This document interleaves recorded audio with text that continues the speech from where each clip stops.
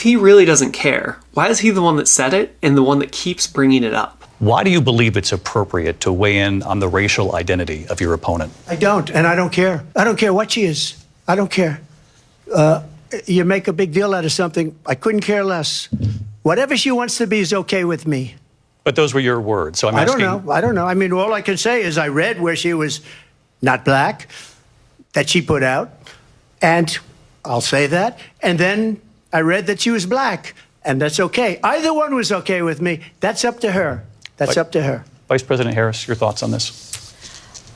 I think it's, I mean, honestly, I think it's a tragedy that we have someone who wants to be president who has consistently, over the course of his career, attempted to use race to divide the American people.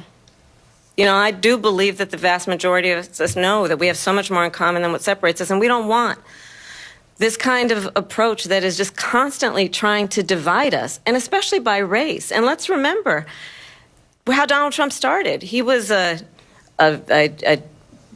land, he owned buildings, and he was investigated because he refused to rent property to black families.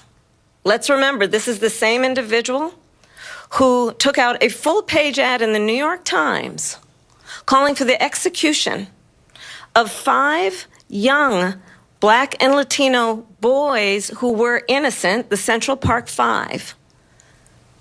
Took out a full-page ad calling for their execution. This is the same individual who spread birther lies about the first black president of the United States. And I think the American people want better than that, want better than this, want someone who understands, as I do, I travel our country.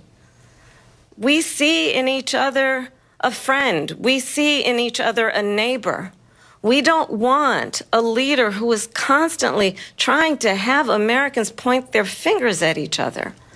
I meet with people all the time who tell me, can we please just have discourse about how we're going to invest in the aspirations and the ambitions and the dreams of the American people, knowing that regardless of people's color or the language their grandmother speaks, we all have the same dreams and aspirations and want a president who invests in those, not in hate and division.